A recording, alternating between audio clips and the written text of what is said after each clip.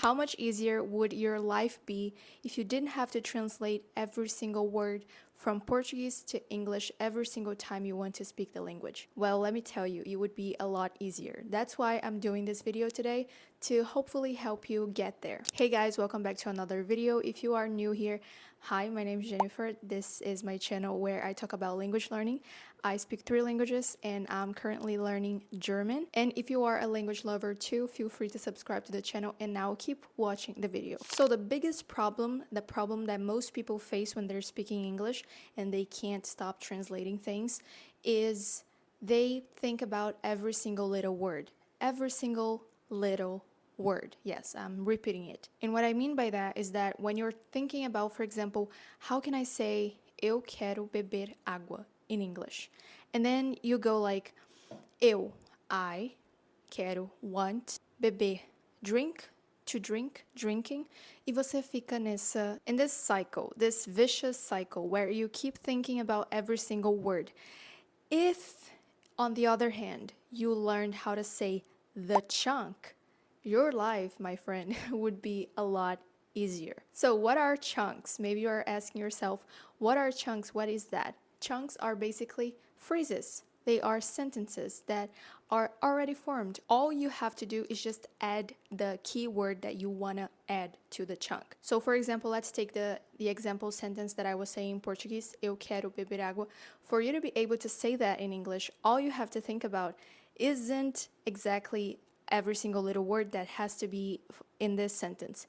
Think about the chunk. Think about the chunk, I want to. I want to means eu quero. And after this to, you can put an action. You can put whatever verb you want to be there. For example, the verb drink, which means beber.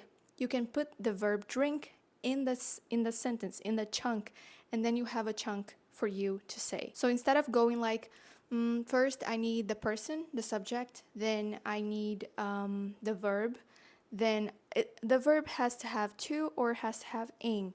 Instead of going through all this trouble, you can just learn the chunk. I want to.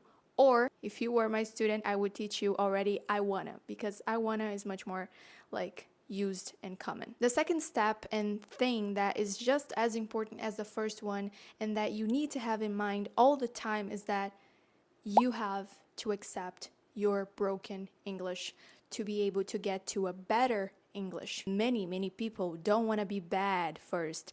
They want to be good. They don't want to have to go through all the broken English phases where you can't pronounce things correctly. You can't just accept that your sentence isn't grammatically correct.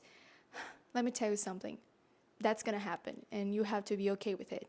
Because in order for you to advance, that's something you need to go through. Because our brain hates to be slowed down. It wants speed. It wants to be fast. And so when you're thinking too much, you're like, no, I better not think about it. I'm gonna say it in Portuguese anyway because I can't think of how to say it in English. And then you just stop and accept your comfort. That discomfort that you feel every time you want to speak English, you want to say a sentence in English but you can't, is you making progress because you're trying at least. Even if your head kind of hurts and even if it's you feel like things do not make sense, it's totally fine and you are trying. That's completely normal. I want to show you this. This is a board where I am basically writing a lot of German sentences in it. And those sentences, I call them chunks. The same thing that I've taught you here already. Chunks are just phrases that are already formed. All you have to do is just add the key word. Do you really think that I had to think about every single little word that I put in here in these sentences before I wrote them down? I didn't. I actually learned the whole chunk and I just wrote it down here. I didn't learn word by word because I know that would be a lot of trouble. I mean, we're talking about German here. I'm showing you this because this is exactly what you have to do with English. No, you don't have to have a board, but you can put it on your cell phone, on flashcard apps, you can put it on your notebook. It doesn't matter, just as long as you have formed whole full sentences. And the last thing that I could not leave this video without talking about, and I think you should not walk away from the video without knowing this or practicing this as well, is you have to narrate your day.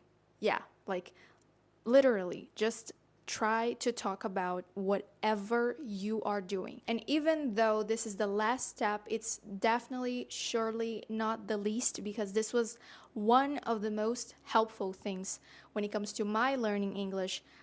This made me think faster in English. This made me just express my thoughts in English, because I don't have to translate things in my head anymore.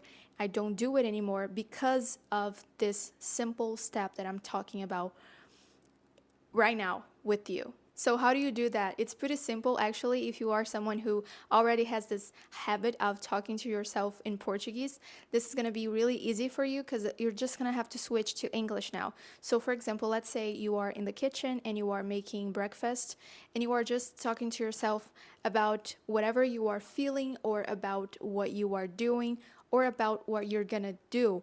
We always have something in mind. We always are thinking about something, and sometimes we think out loud. And if you thought out loud in English, that would make translating stop. And by the way, this is the kind of thing that you can do either out loud or silently. I would prefer you did out loud, because then you would practice your speaking.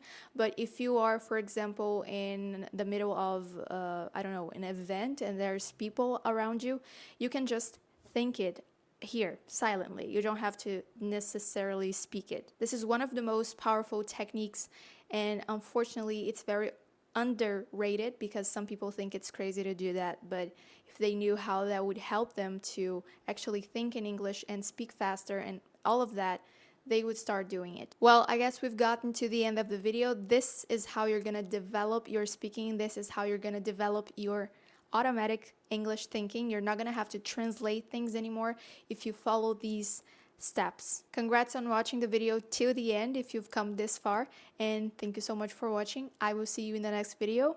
Keep watching these videos that I'm gonna leave on the screen now. Bye!